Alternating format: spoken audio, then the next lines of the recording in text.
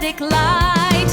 We the bride are framed together, a holy temple for the Lord, preparing for the rapture, standing on his shore word. Power in you, nothing compared to this place where I can see you face to face. I worship you in spirit true. Spiritong banal, kailangan ko ang kapangyarihan pagsamo mo.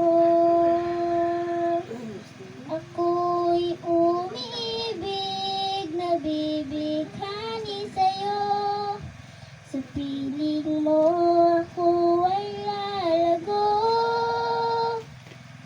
Spiritong banal, kailangan ko ang kapangyarihan pagsamo mo. Ako'y umibig, nabibighani sa'yo. Sa piling mo ako ay lalago. Ako'y lumalapit, ang buhay ko'y sa'yo lang. Akayin mo at angkinin, puso'y pagningasin. Di maikukumpara ang buhay na mamasdan ka. Sinasamba't minamahal kita. Ako'y lumalapit, ang buhay ko'y sa'yo lang. Akayin mo at angkinin, puso'y pagningasin. Di maikukumpara ang buhay na mamasdan ka. Sinasamba't minamahal kita.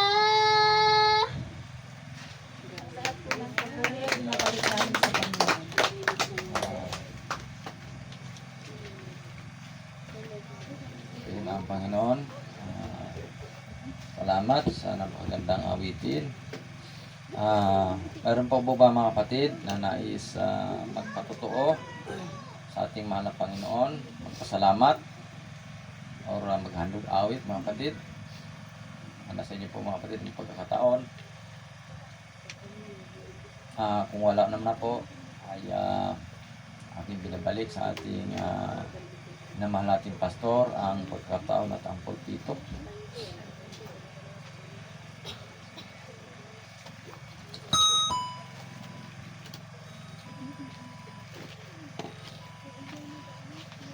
Amen.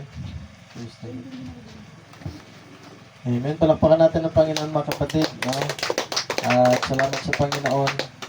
Gusto ko rin pasalamatan yung kabutihan ng Diyos mga kapatid. No? At natanggap na yung blessing sa ating isa sa kapatid natin. Praise God na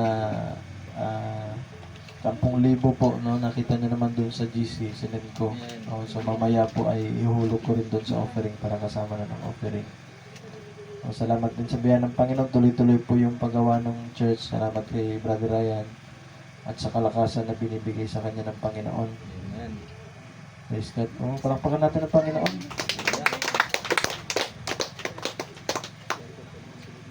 Sabi ko nga po ay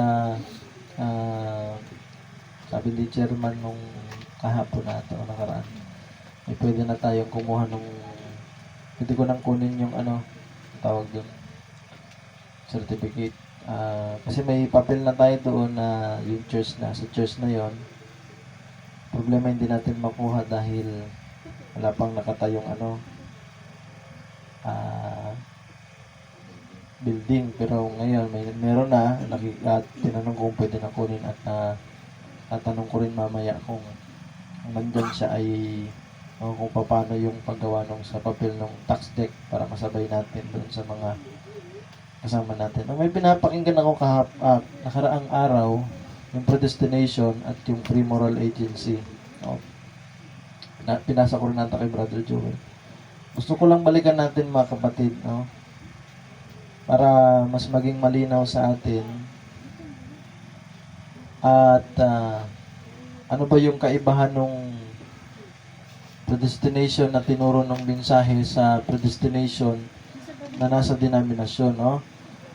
So, tingnan natin at salamat sa Panginoon kasi may mga bagay na noon ay hindi ko masyadong maintindihan pero mas naiintindihan natin. Praise God. Pwede ba tayong tumayo at magbabasa lang tayo ng talata? Basahin natin sa Romans chapter 8, 28 to 30. Sabi niya dito, and we know that all things work together for good to them that love God, to them who are the called according to His purpose, for whom He did foreknow, He also did predestinate to be conformed to the image of His Son, that He might be the firstborn among many brethren. Or moreover, whom He did predestinate, them He also called, and whom He called, them He also justified, and whom He justified, them He also glorified. Tayo manalangin. Ama namin Diyos na makapangyarihan sa lahat, maraming salamat sa pagkabasa ng salita. Patuloy po pagpalain ito, Panginoon Lord God, Ikaw ang magbuklat ng mga salita mo, Panginoon, ng mga hiwaga mo ngayong umaga sa aming harapan, Panginoon. In the name of the Lord Jesus Christ we pray. Amen. Makaupo na tayo mga kapatid. Praise God. At basahin ko lang yung mga talata. Sabi dito sa Ephesians 1:4, according as He hath chosen us in Him before the foundation of the world, that we should be holy and without blame before Him in love. No? Gusto ko rin pala sabihin mga kapatid, nakalimutan ko. Pinadala ni brother rin yung piano niya kay pastor kanina. Nandiyan natin si pastor kasi galing sa Maynila yung pamangkin ko, dumating din kaninang umaga. So Lord willing, pagka nakita ko siya na doon kan mamaya ay kukunin ko yung piano siguro. Praise God. At pagkatapos isasabay ko na siguro yung pulpito at yung speaker. So kung sino po yung gustong mag-practice ng piano na po pwedeng magamit, yung si Sister Abby. Abala ko rin mag-practice para marunong din ako. So magpa-practice siguro tayo. Hindi ko alam kung safe kaya dito iwan, Sister Rose. Yung piano, safe kaya dito iwan. Okay naman ano. So ingatan lang natin, i-cover lang natin. Praise God. Kasi baka mamaya mawala eh. So sa Ephesians 1:5 sabi niya, having predestinated us unto the adoption of children by Jesus Christ to Himself, according to the good pleasure of His will. No? So pag sinabi nating predestinate, sabi nga yan ay foreordained. No? Bago pa ay naitalaga na. No? Ngayon, ang isang bagay po na naiisip ng mga tao, kaya minsan pag sinare mo yung ang predestination po ay mahirap i-share yan as evangelism, no? So dapat yung mga makikinig sa salitang sa turo ng predestination dapat kung baga sa ano ay mga matured na, no? Kasi pagka hindi ay ma-misinterpret, no? Ibig sabihin pagka tinalaga ng Diyos wala ka nang magawa doon. No? So makita natin, ibig sabihin ay iisipin ng tao kahit pala anong paglilingkod ko, kung sa impyerno ako ay sa impyerno ako. No? So hindi ganoon ang Diyos po. Tanda natin na sabi nga ng Diyos na gusto ng Diyos lahat maligtas. Kahit si Cain, gusto ng Diyos maligtas si Cain. No? Kahit si Judas. No? So makita natin mamaya. Praise God. No? So dahil may scripture, sabi niya, not willing that all should perish. Tanda natin, hindi po ayaw ng Diyos yun na may mapahamak kahit isa. Diba? Praise God. Kaya pagka natanggap natin ng Diyos, lahat ng nasa paligid natin gusto nating maligtas. Praise God. No? Sabi niya pa sa Ephesians 1:11, in whom also we have obtained an inheritance, and being predestinated according to the purpose of Him who worketh all things after the counsel of His own will.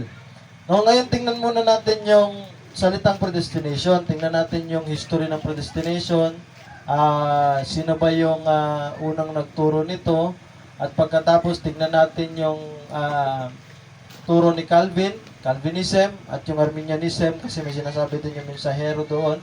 Praise God, no? Tingnan muna natin ito sa history. No? Dito sa Wikipedia, sabi nga, Ang predestination, sabi niya, in theology is the doctrine that all events have been willed by God, usually with reference to the eventual fate of the individual soul.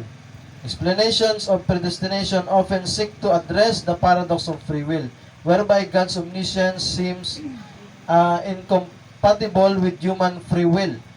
In this usage, predestination can be regarded as a form of religious determinism. Isa sa term na ginamit dyan ay religious determinism. And usually predeterminism, also known as theological determinism. No? Praise God. Pagkatapos, dito sa pre-Nicene period, may isang theologian na ang pangalan niya ay Origen. Isa siyang scholar at Christian theologian, writing in the nagsulat no, sa 3rd century. Kami taught that God's providence extended to every individual. He believed God's predestination was based on God's foreknowledge. So, tanda natin, sabi din ng minsay, ang predestination nakabase yan sa foreknowledge ng Diyos of every individual's merit, whether in their current life or previous life. Pagdating ng Post-Nicene Council, Post-Nicene, sabi dito, later in the 4th and 5th centuries, dumating naman itong si Augustine of Hippo. Ito isang Katoliko. Also taught that God orders all things while preserving human freedom. Prior to 396, Augustine believed that predestination was based on God's foreknowledge, or of whether individuals would believe that God's grace was a reward for human ascent. Later, in the response to Pelagius, Augustine said that the sin of pride consists in assuming that we are the one who choose God or that God chooses us. So dito may dalawang kaisipan. We are the one chooses God or that God chooses us in His foreknowledge because of something worthy in us, and argue that it is God's grace that causes the individual act of faith. Scholars are divided over whether Augustine teaching implies double predestination. So dito mayroong sinasabing double predestination. Yung double predestination, ang ibig sabihin ng mga kapatid, mamaya madadaanan din natin sa simpleng sabi, ang Diyos ay pumili ng mga taong pupunta sa langit at ang Diyos ay pumili ng mga taong pupunta sa impyerno. Ang tawag doon ay double predestination. No? Praise God. Or the belief that God chooses some people for damnation as well as some for salvation. So tanda natin, ang Diyos, sabi niya dito, ang Diyos mismo ang pumili ng mga tao para sa kapahamakan. At ang Diyos mismo din ang pipili para sa mga tao para sa kaligtasan. Yan yung turo ni Augustine of Hippo. Diba? Catholic scholar kasi siya po yung father of predestination. Pag niresearch nyo sa history, siya yung father of predestination. Or sabi niya, Catholic scholars tend to deny that he held such a view, while some Protestants and secular scholars affirm that Augustine did believe in double predestination. Sabi niya dito, no? Some scholars are divided over whether Augustine's teaching implies double predestination or the belief.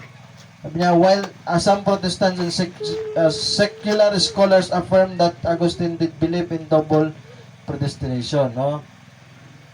So gusto ko lang makita niya kung ano yung turo niya, diba? Kasi para makumpara natin ano ba yung pagkakaiba, kasi may mga mayroong sinasabi si Brother Branham na may predestination na hindi totoo, kasi may true predestination, sabi niya. Tingnan pa natin, no? Augustine of Hippo laid the foundation for much of the latter Roman Catholic teaching on predestination. His teachings on grace and free will were largely adopted by the Second Council of Orange, whose decrees were directed against the Semi-Pelagians.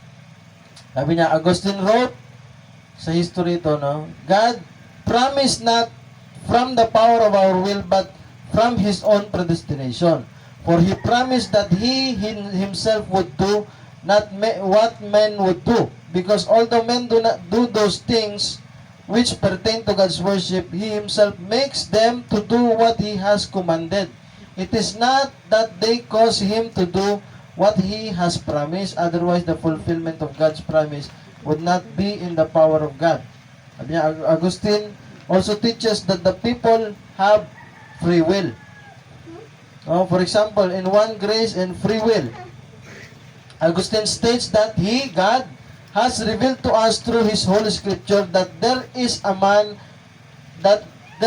in man a free choice of will, and that God's precept themselves would be of no use to a man unless he has free choice of will. No? So yan yung mga stand ni Agustino of Hippo. No? So sino sabi sa Wikipedia who is the father of predestination? Ang nag-originate yan kay Agustino of Hippo. Sino siya? Isang katolikong theologian. Praise God. Tingnan pa natin.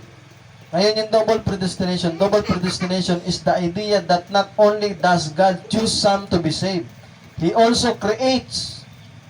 Tingnan nyo mga kapatid. Ito yung ibig sabihin ng double predestination. He also creates some people who will be damned. Hindi lang siya pumili ng mga maliligtas. Lumikha siya ng mga tao. Ang purpose nun para sila ay mapahamak. No? So tingnan nyo yung kanyang kaisipan. Praise God. So ngayon, tingnan naman natin si John Calvin. Si John Calvin, yung mga Calvinist, hindi ko nabasahin siguro ito, pero makikita niyo ito sa Wikipedia. No, isa sa mga reformer ito, no, praise God. Ito yung basahin natin. Sabi niya dito.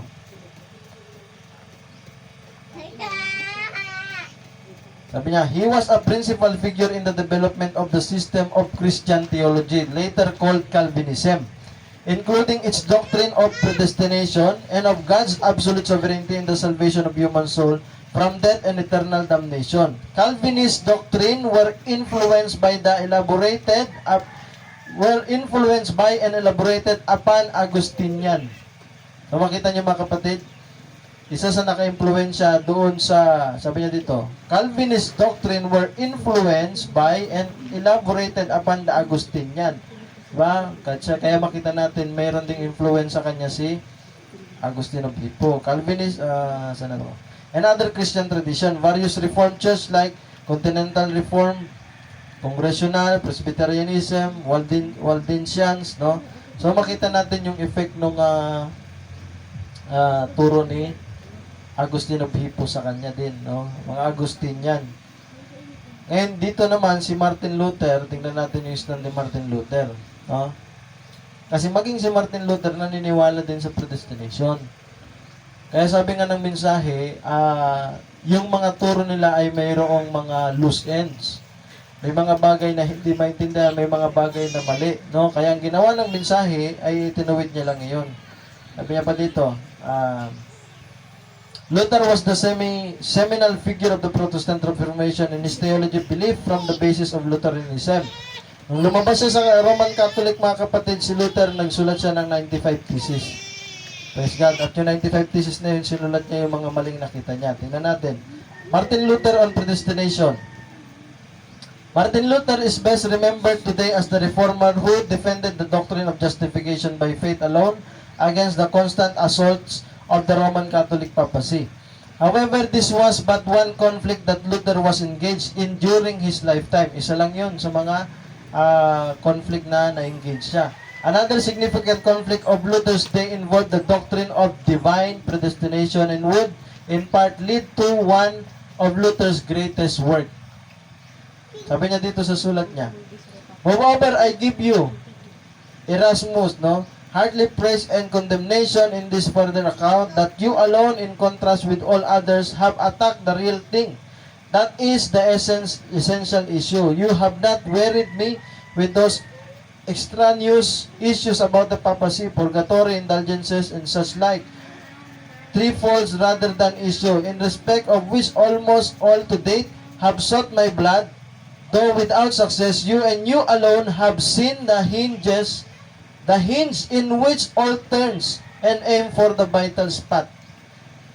While justification is the doctrine upon which the church stands or fall, Luther saw the doctrine of God's sovereign and predestination as the hinge on which all turns. No, sabi niya naman, ang doctrine ng predestination, ito yung bisagra. Kumbaga sa pintuan, yan yung bisagra na kung saan ang pintuan ay mag-turn, no?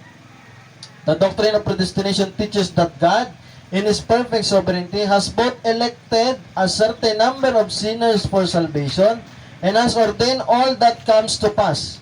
Not one thing is outside of His sovereignty and controlling decrees. For many, this is a doctrine of great comfort. The true in God reigns. No, ang turo niya kasi, may turo siya na once saved, always saved. No, mamaya, tingnan pa natin. Our election to salvation is certain because God has predestinated all that comes to pass. But for others, there is perhaps no stranger and no more hated doctrine than this. Sabi niya nga dito, ito ay isa sa mga doktrina na talagang kinaiinisan o ayaw ng mga tao, yung predestination. Diba? Bakit? Mamaya makita natin sa mensahe. Some have even gone so far as to say that they would not worship a God who predestinate all we experience in this life. No? Kasi pag sinabi mong predestinate, minsan ang nasa isip natin ay sinadya ng Diyos. Diba? Hallelujah. Pero kung makita natin mamaya, hindi. Kaya sabi nga nung iba, kung ganyan lang din yung Diyos na sasambahin namin, di ba? Hindi na sila sasamba. Kasi mali yung pagkaunawa sa predestination. A large question that marks us, if God has predestinated all things, whatsoever they may be, then can man be truly free? Diba? Kaya nga yan ang tanong, kung lahat ay sinadya ng Diyos, talaga bang malaya yung tao? May free will ba talaga yung tao? Luther was at the center of this argument in the 16th century, no? So ganyan. Gusto ko lang makita nyo yung sabi niya so dito si Luther ay meron, sabi niya dito, perhaps most surprising is that when one studies Luther on the doctrine of predestination, it quickly becomes apparent that he believed in what has been called double predestination. In his teaching, it is recognized that the same God who sovereignly predestinated the elect to salvation also sovereignly passed over others. That is to say, some are predestinated to eternal life and predestinated to judgment. Luther held this view, take his understanding of God in the pattern na ginagamit niya yung talata na sabi nga kung paanong ang palayok ay walang kapangyarihan sa kanyang sarili. Diba? Kaya kung ginawa ka ng Diyos na ganyan, sinadya ng Diyos na ganyan nga wala kang magagawa. So makita natin from Agustino of Hippo, kay Calvin, naging kay Luther ay may influence yung ganong turo. Ngayon tingnan natin anong sabi ng mensahe. Sabi niya dito, now the first thing I want to say this, that predestination is a bad word for a minister to use before an untrained congregation. Kaya nga yung ano bang tawag doon? Adoption ba 'yon? Adoption. Yung adoption, sabi niya, kung hindi ako magkamali, bago niya i-share yan, sabi niya, hindi ito para sa evangelism. Para ito doon sa church na. Sa isang mga mananampalataya na kung saan ay meron ng naintindihan na nila yung kanilang posisyon.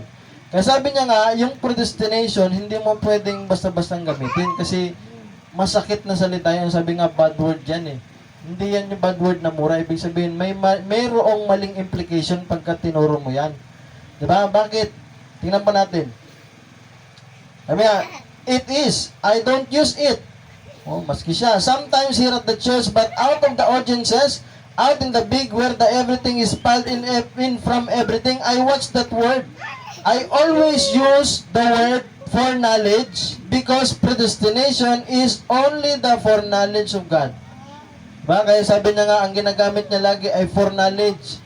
Yung unang pagkaalam, unang pagkakilala ng Diyos. Kasi ang predestination ay nakatingin sa foreknowledge. Diba? Nakita niya na bago pa mangyari.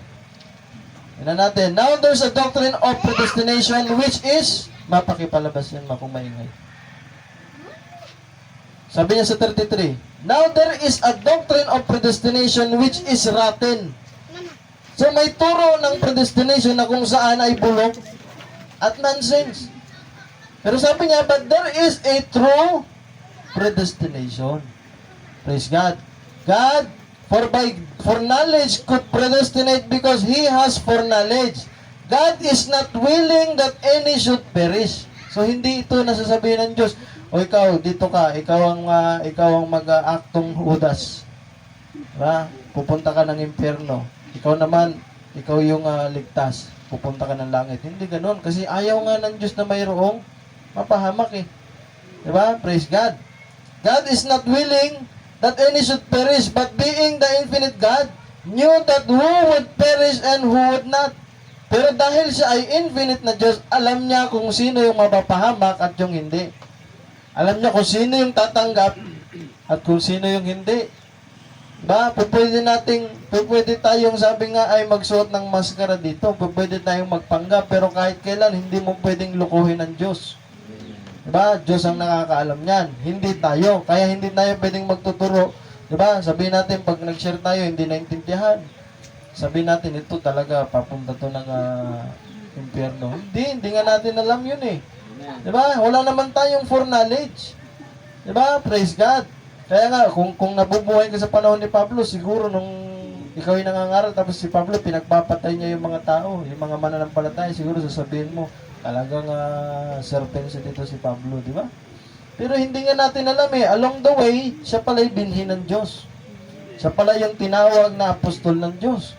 Praise God. Kaya hindi natin pwedeng husgahan yung tao. Diba? Tayo, ang kailangan lang natin gawin, ipangaral lang natin ito at sabi nga, ang nasahin natin, walang mapahamak kahit isa. Praise God, no? So, sabi nga, that predestination is a bad word to minister to use. And there's a doctrine of predestination which is rotten. Anong doctrine yan? Yung doctrine nila. Doctrine ni Agustino of Hippo, di ba? Yung doctrine ng double predestination. Ngayon, tingnan natin si Calvin. No? So, si Calvin, ano ba yung mga belief ng Calvinism pagdating sa predestination? At its heart is the concept of predestination. Calvinists believe that at the beginning of time, God selected a limited number of souls to grant salvation. Diba? Before the beginning of time, mga kapatid. At the beginning of time, sabi niya, God selected, pumili na ang Diyos ng mga kaluluwa. And there's nothing any individual person can do during their mortal life to alter their eternal fate.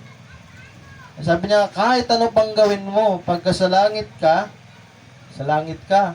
kahit uminom ka, kahit magbabae ka, magsigarilyo ka, gumawa ka ng mali, dahil predestinated ka ng Diyos, punta ka sa langit. No? Sabi niya, either you were chosen or you were not chosen. And that's all there is to it. No?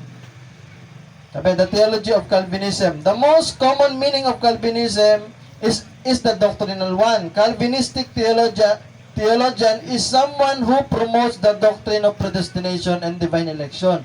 But we need to be careful with this understanding. Predestination and election were central themes in the 4th century church theologian Augustine of Hippo.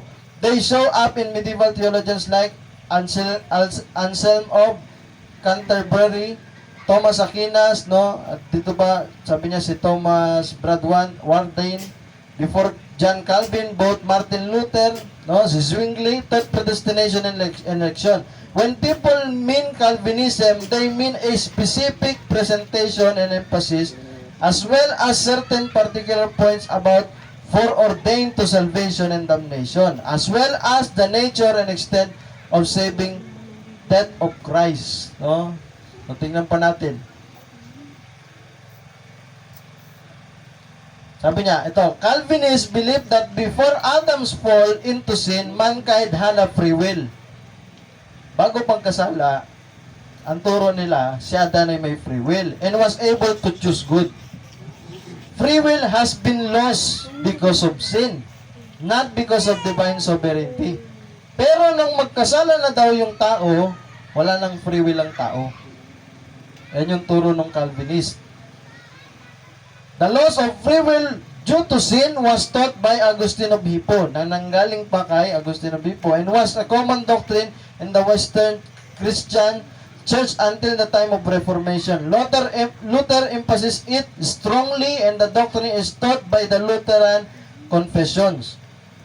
All Reformed confessions of faith teach it as well.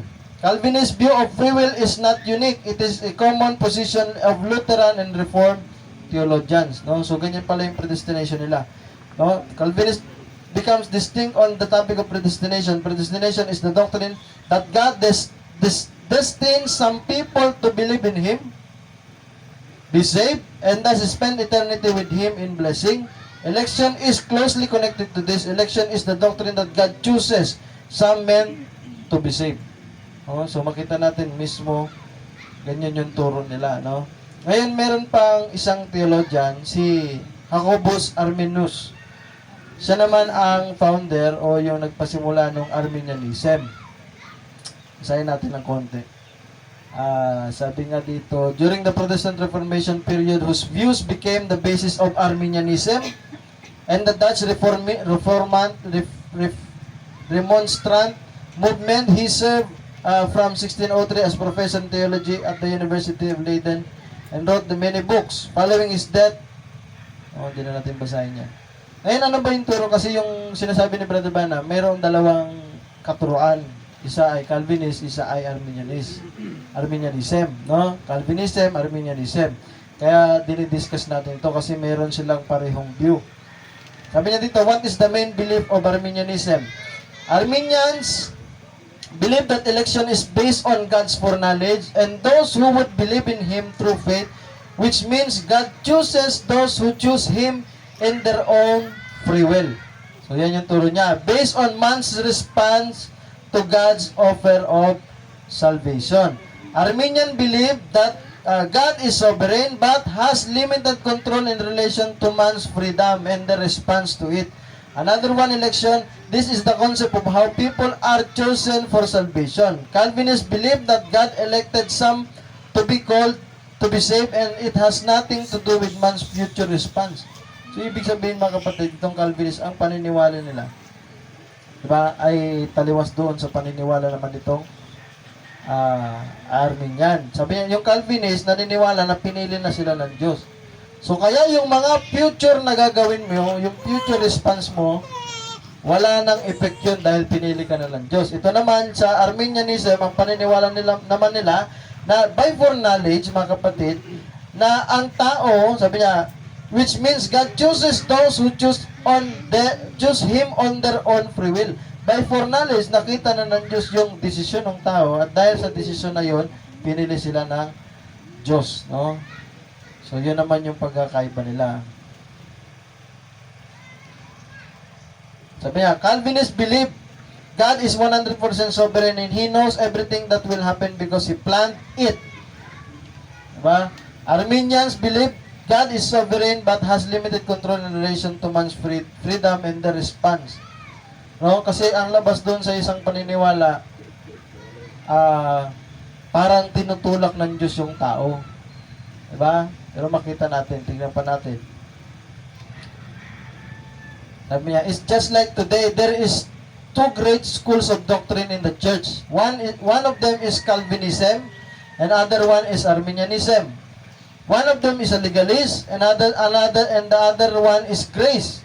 And we have come to find out that the people who believe in grace, the Calvinists, they say, blessed God, it don't hurt me to smoke, it don't hurt me to drink, I can do these things, I got eternal security. Tinanggap ko na si Kristo, tinanggap ko na yung mensahe, kaya kahit anong gawin ko, diba? Ligtas ako kasi bride ako. Yan yung Calvinist. Praise God, na kahit uminom ka pa, kahit mangalunya ka, dahil tinanggap mo yung mensahe, dahil bride ka, tinalaga ka ng Diyos. Praise God, hindi magbabago yung pagkatawag mo. Diba? Sabi niya pa, then we find the other side on the legalist said, oh, I would like to bolt him out and I would like to show him a peace of mind. But I am a Christian, I have to keep still. Ito naman ang paniniwala niya to. Sabi niya nga, oh, ito yung mga taong legalista na kailangan makita yung sabi nga yung banal na buhay. Praise God. Sa kanilang sarili, no? Praise God. Kaya nandyan mga kapatid na kahit na gusto mo nang saktan o kung ano man, dahil Kristiyano ka, praise God, ikaw ay magtitimpi. Sabi niya pa, see, you find yourself on two different roads. And neither one of them is right. So makita natin, dapat yung paniniwala natin sa predestination hindi nakabaling sa Calvinism at sa Arminianism. Kasi sabi ng mensahero, parehong mali yan. Praise God. Now that's hard to say that, but it is true. No, ano naman yung free moral agency? Moral agency is an individual's ability to make moral choice based on some notions of right and wrong and to be held accountable for this action. No, ito yung kakayahan mong pumili sa mabuti at masama. At sa huli, ikaw yung magiging sasagutin mo yung action na yon, yung pagpili mo.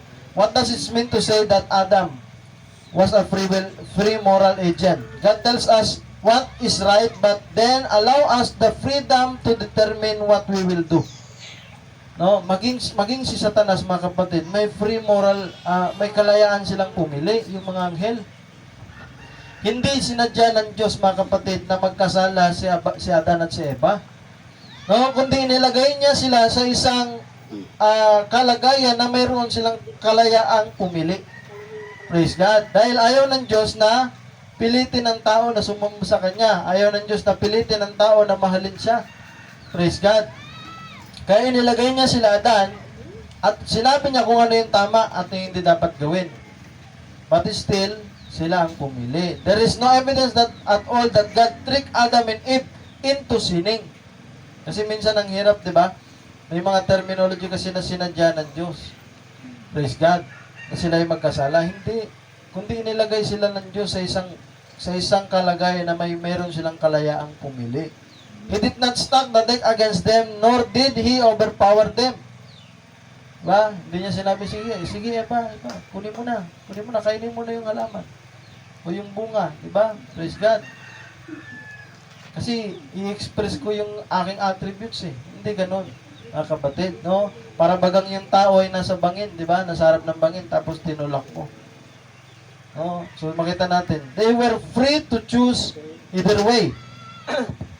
The free moral agency of Adam refers to the Bible teaching Genesis 2-3. Basahin nyo na lang sa bahay. Pag-uwi. That Adam had freedom to choose between good and evil. Ganon din sa atin. Meron tayong kakayahang pumili. Diba? Pwede kang pumili. Pwede. No? Nasa sayo yan kung dadalo ka o hindi. Nasa sayo kung tatanggapin mo yung salita ng Diyos o hindi. Hindi ka pwedeng pilitin. Praise God, ng Diyos. Ability to obey or disobey God's command. Pag narinig mo lang yung salita ng Diyos, nasa sayo din yan kung susunod ka o hindi. Amen. Praise God. Kailangan mo lang magdesisyon, responsibility of his own sinful actions. That this doctrine implies that Adam's sin was not predetermined, but a deliberate choice. No, hindi ibig sabihin na yung kasalanan ni Adan ay sinadya ng Diyos o sabi nga predetermined, kundi ito'y pinili mismo ni Adan na magkasala. Tingnan natin, no? Sabi niya, that's the way Adam and Eve did. And they made the wrong choice. So, pumili sila. And now, by that, put the whole race of human race under death and the penalty of death. So, tanda natin, meron silang kakayahang pumili.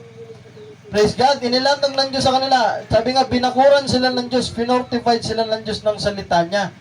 Pero pinili ni Eva at ni Adan na lumabas sa salita ng Diyos.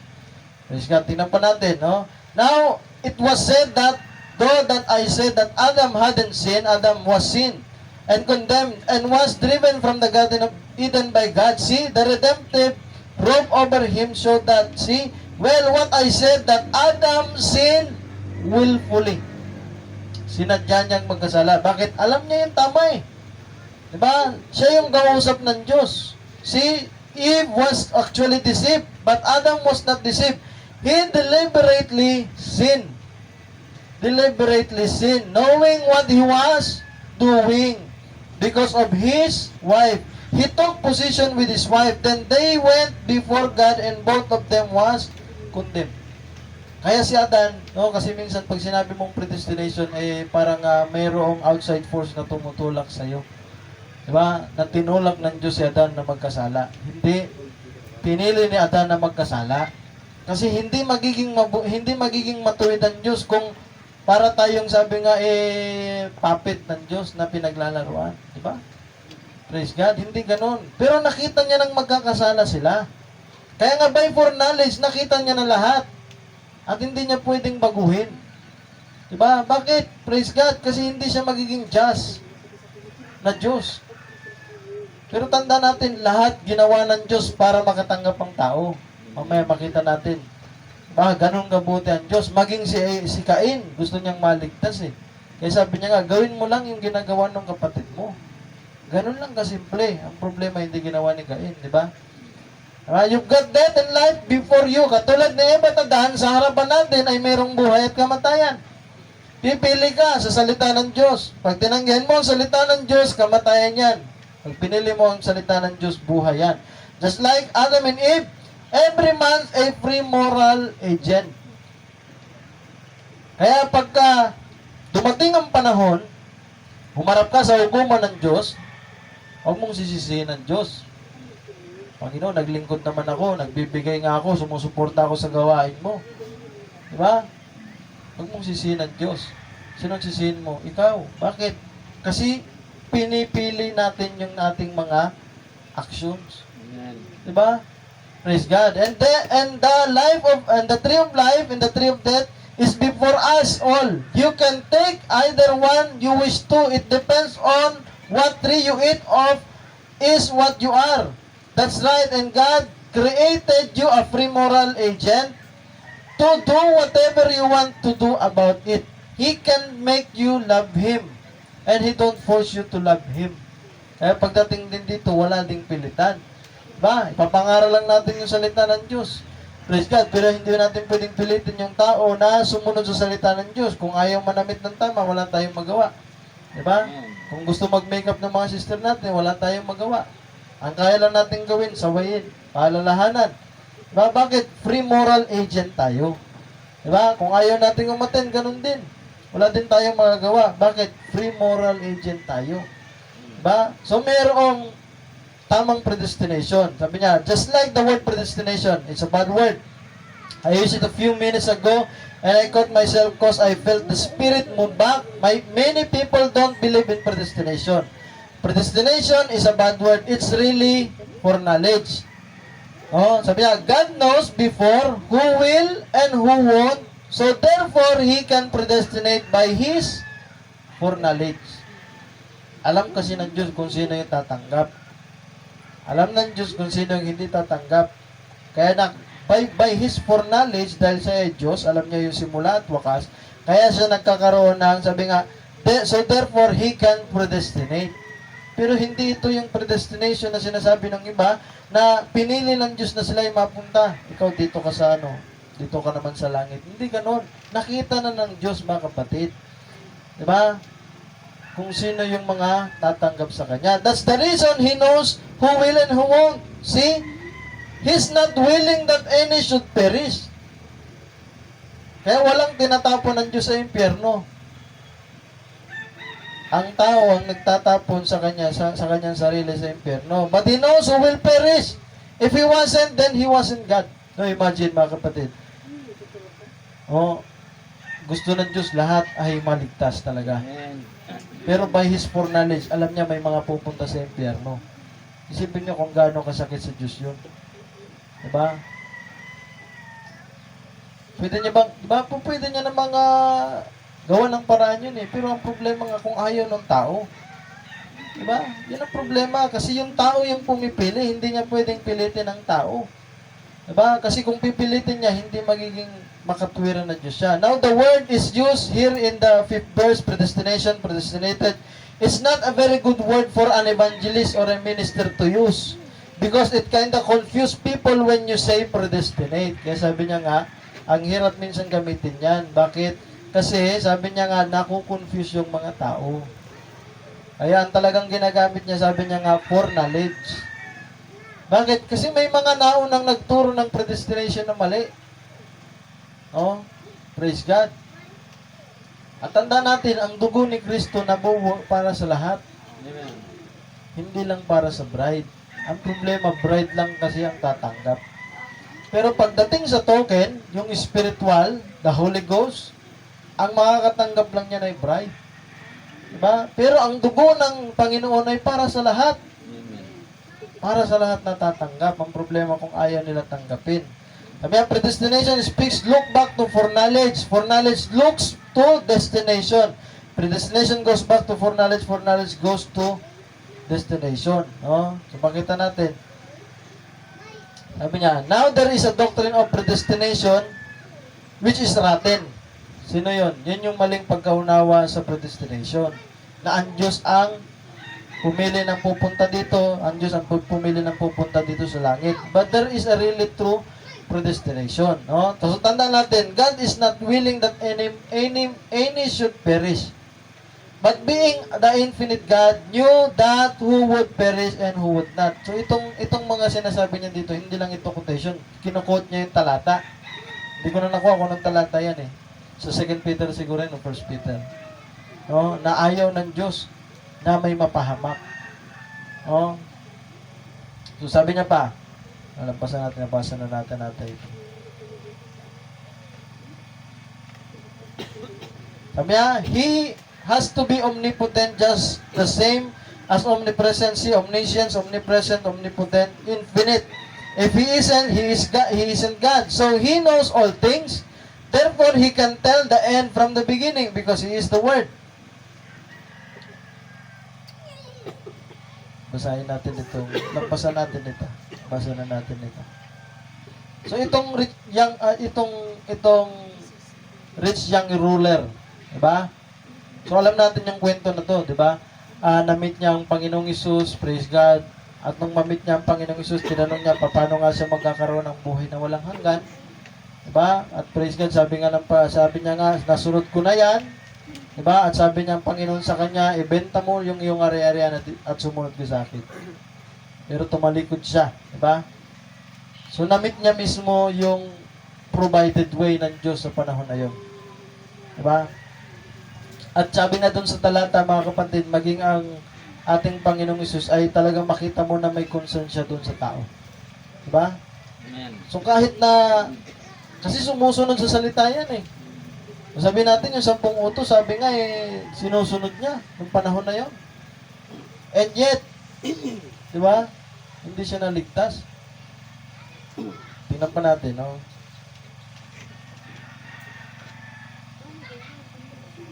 Oh, kaya nung mamit niya, meron siyang free moral agency. Meron siyang kakayahan na tanggihan o tanggapin ang ating Panginoong Hesus. No, sabi niya, that's the reason He know who will and who won't. Alam niya naman na tatanggihan niya yan eh. Pero and yet, present niya pa rin yung salita sa kanya. Diba? Bakit? Kasi gusto nga ng Diyos na lahat ay maligtas. Praise God. Kaya sabi niya nga, He can make you love Him. And He don't force you to love Him. Kaya sabi nga, yung mayaman na yan, 100 years later, he was seen with his great leader. He had led. He made the choice of his youth. And so therefore, God was holding him.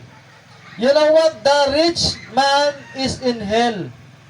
That one young rich man that refused. Bakit daw siya napunta? Sinadya ba ng Diyos? Hindi. Tinanggihan niya kasi yung salita ng Diyos sa panahon niya. Amen. Diba? Kaya yung destination natin nakadepende sa pagpili mo. Amen.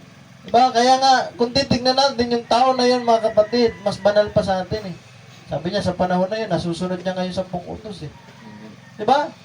And yet, nung mamit niya, praise God, yung salita ng Diyos sa panahon niya, mga kapatid. Kaya hindi basihan dito, mga kapatid, na perfect mo lahat ng, di ba? Lahat ng gawain, pupuntahan mo. Amen. Ang tanong, pag na-meet mo yung correction ng salita ng Diyos, tinatanggap mo ba? Praise God. Kaya makita natin, mga kapatid, hindi basihan dito, mga kapatid din na, tawag dito na lagi tayong sumusuporta, lagi tayong ganito ganon, di ba?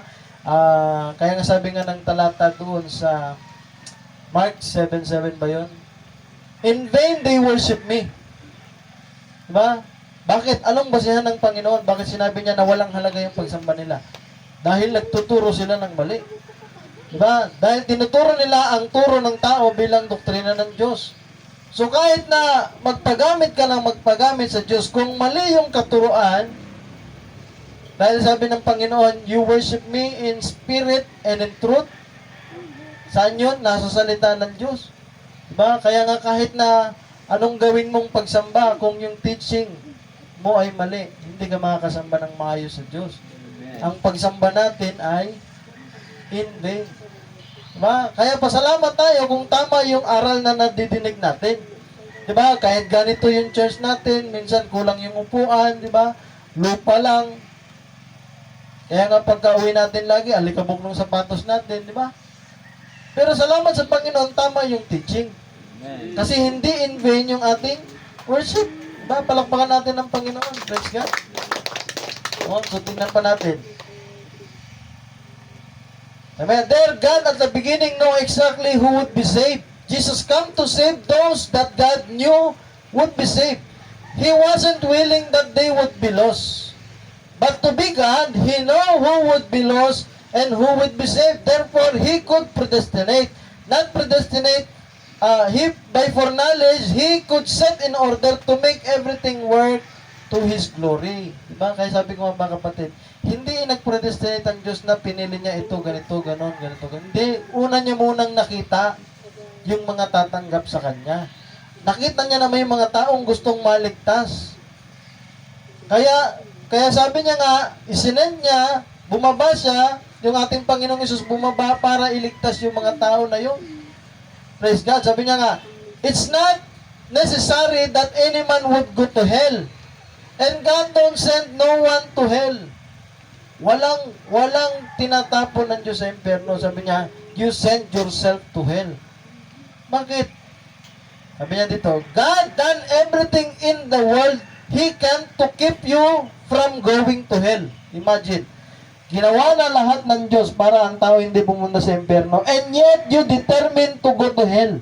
Pero tigas ng ulo ng tao. You fight over every barricade. Diba? Binarikadahan ka ng Diyos. God puts in your way. You just go right on over it.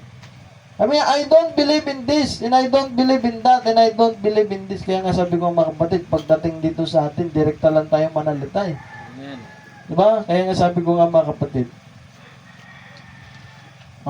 walang tinatapon ang Diyos sa impyerno, ang tao. Tayo kasi nagdidesisyon eh. Diba? Sinabihan ka na huwag mong gawin, gusto mong gawin. Kaya sabi ko nga, hanggat, diba, kaya Lord willing, sabi ko nga, yung mga dapat ikasal, magpakasal kayo. Diba? Pagdating sa munisipyo, kung ayaw nyo ng gastos, magabang kayo ng kasalang bayan. Diba? Hindi ko pa natatanong ulit doon yung sa late registration eh. Kung ano yung mga dapat gawin. Magpakasal kayo. Kasi hindi nyo pwedeng sabihin na bride ako. Diba? Tapos namumuhay tayo ng may karumihan. Pag namatay tayo, sabi ko nga, kahit anong sisi mo, paano mo masabi nagsisi ka? Aayusin mo yung buhay mo. Diba? Lilinya ka sa salita ng Diyos. Kaya sabi ko nga, kaya minsan tinatawanan tayo, diba? Kung kailan matanda na. Diba? Bahala ka. Diba? Kaya nga, hindi nagkulang ang Diyos. Praise God, sa pangangaral. Kung ayaw ng tao, may magagawa ba? Kaya sabi ko lang lagi, pagka gusto, may paraan. Pagka ayaw, may dahilan. Kaya sabi ko yan lang ang totoo, lahat tayo mamamatay. Diba? Ang problema, pagka namatay ka na nawala ka sa salita ng Panginoon. Kaya sabi niya nga, kaya wag nating iti-take na, wag nating lalabanan yung salita ng Diyos. Matutuwa naman yan eh. Praise God. Kaya nga hindi porke ginagawa ng lahat ay gagawin na natin. Diba? Praise God. Kaya nga sabi ko nga, ay ngayon, diba, sabi ko, mahirap kasi. Minsan na hindi maintindihan ng mga kapatid. Kasi po pwedeng mamatay ka mamaya eh. Hindi mo naman alam yun eh. Diba? Yung uncle ko lang ay na-stroke eh. Nagpipintura lang ata yun, na-stroke. Nakaraan lang, diba? Sino magkakala na may stroke yun? Buti nga, nabuhay pa. Diba? Kaya sabi ko nga mga kapatid, hindi, yung mga bagay na, tandaan nyo, hindi ko rin alam kung ano laman ng puso nyo, pero Diyos ang nakakaalam yan. Diba? Pero sabi nga din ng Biblia, by their fruits, you will know them. Kaya sabi ko nga, simula nung malaman ko na pupunta ako ng impyerno pagka hindi ko naayos yung isang bagay na yun, diba? Gumawa ako ng paraan. Praise God. Kaya nga, makita natin, salamat tayo sa mga paalala ng Panginoon. No? So, hindi tinatapon ng Diyos ang tao sa impyerno. Yung tao ang nagdedesisyon kung tatanggapin niya yung salita ng Diyos o hindi. Diba? Praise God. Eh, sabi niya pa, He didn't say, not I'm going to choose you. Sabi niya, hindi ganito yung pagkasabi niya. I'm going to choose you and I'm going to send you to hell and I'm going to choose you and send you to hell. That wasn't God's idea. Hindi yan idea ng Diyos. He wanted all of us to come to heaven. Lahat. Kahit si Judas gusto niyang mapunta sa langit eh. O, tapos yung kapatid mo lang na gumawa sa'yo ng kamalian eh, gusto mo nang pumunta na impyerno. Eh, si Judas nga eh. Alam ng Diyos yun, alam ng Panginoong Hesus na ipagkakanulo siya. Diba? Pero lahat ng privilege na natanggap nung 11, natanggap din eh, Judas. Kaya sabi nga ng Panginoon, lahat ay ginawa niya para yung tao hindi mapunta sa impyerno. Merong problema, ang tao ang pumipili. Oh. But being God, He foreknow who would come and who would not come. Not that clears up Romans 4. Now that clears up Romans 4, Romans 9 in 8 and 9 there, where He said that the election of God might stand sure. That before either boy was born, diba? Talking of Esau and Jacob. So alam ng Diyos na si Jacob ay lalaking manduruga. So sabi nga magnanakaw, swindler. Alam ng Diyos yun. Pero alam din ng Diyos, nakita niya si Esau, hindi niya papahalagahan yung birthright. Diba? Kaya sabi nga, hindi pa sila lumalabas, minahal na ng Diyos si Jacob. Bakit? Nakita niya na kasi. Na kahit sa anong paraan, kaya gustong kunin ni Jacob yung birthright. Kaya ganun din yan sa panahon natin. Diba? Alam ng Diyos kung pinapahalagan mo talaga yung kaligtasan na natanggap mo, yung mensahe na natanggap mo o hindi. Alam ng Diyos yan. Praise God. Kaya nga bago pa sila, wala pa silang ginagawa. Ano sabi ng Diyos? God said, I love Jacob and hate Esau. Diba? Kaya sabi ko mga kapatid, kung ano man, diba? Kung tinanggap nyo talaga yung salita ng Diyos, pahalagahan natin. Kasi isang araw, pag wala na, bago mo makikita yung value niyan. Pero pag wala na, wala ka nang magawa. Diba? Then God did send a person to hell? No. You sent yourself. That's right. You went on your own accord. Ba, sino ang nagdadala sa impyerno? Ng tao. Yung tao mismo. Sinabi na ng Diyos, hindi nga po pwedeng gawin yun eh. Gawa pa rin tayo ng gawa. Sinabi ng Diyos, ayaw ng Diyos, praise God, na ang babaeng mangaral. Diba? Anong konsepto noon? Kapag may lalaki sa loob ng church, kasi sinabihan din siya, mga kapatid, na turuan niya yung mga babae na mas bata sa kanya. Diba? So, hindi ibig sabihin na hindi pwede magturo ang babae. Hindi pwede magturo ang babae na siya ay lalampas sa karapatan ng lalaki, unang authority ng lalaki. Kaya nga walang pastora na walang pastor na babae, walang pastora. Diba? Praise God. Kaya makita rin natin, ganun din. Kaya nga hindi tayo, mga sister, hindi dapat nagpuputol ng buhok. Dahil yun ang sinabi ng salita ng Diyos. Diba? Yung mga brother, praise God, hindi rin tayo nagpapahaba ng buhok. Diba? Mga sister, hindi nagme-makeup. Mga brother, ganun din, hindi rin nagme-makeup. Diba? Praise God. Kaya makita natin, pagka nakita natin yung salita ng Diyos, life and death yan, pag tinanggap mo, praise the Lord. Pag hindi mo tinanggap, then sabi niya, based on your decision, you went on your own accord. Diba? Sabi niya nga dito, God throws every red light in front of you. Isipin nyo, talagang hindi nagkulang ang Diyos sa pag-warning sa'yo bago mo gawin yung bagay na yon. He could, and He just keep moving right on, head along. You determine to do it. Diba? Kasi yun ang problema eh. Ikaw na ang nagdidesisyon. Sabi niya, and if God had made a ship to know what trouble is at hand, how much more has He give it to a man to know that trouble is at hand? It's time to come to Christ. Don't try to quench the thirsting with the things of the world. It's perverted life which will send you to hell. Ba? Kaya praise God, kung i-quench mo yung thirst mo sa Panginoon sa pamagitan ng sanlibutan, perverted life yan. At sabi niya, anong gagawin yan? Diba? Ilalaglag ka lang yan sa impyerno. But forsake your your ways of sin and seek Christ and His righteousness. Tingnan pa natin, no? Sabi niya, it's strange in reading, taking His word, how that God, way back before the would ever began, how He began to see the things unfold and know then. God didn't make a choice then. God could not say the word of predestinate. The word predestinate, as I've always said, is not a good word to use to the public because predestinate means perhaps to predestine something to happen. But God could predestinate by foreknowledge. He foreknow what would be, not willing that any should perish, but that all would come to repentance. But being infinite and God, He could predestinate and foretell by foreknowledge. Praise God, no? Kaya sabi nga natin, minsan na may misinterpret yung predestination. Kasi pag tinagalog mo, parang sinadya. Di ba?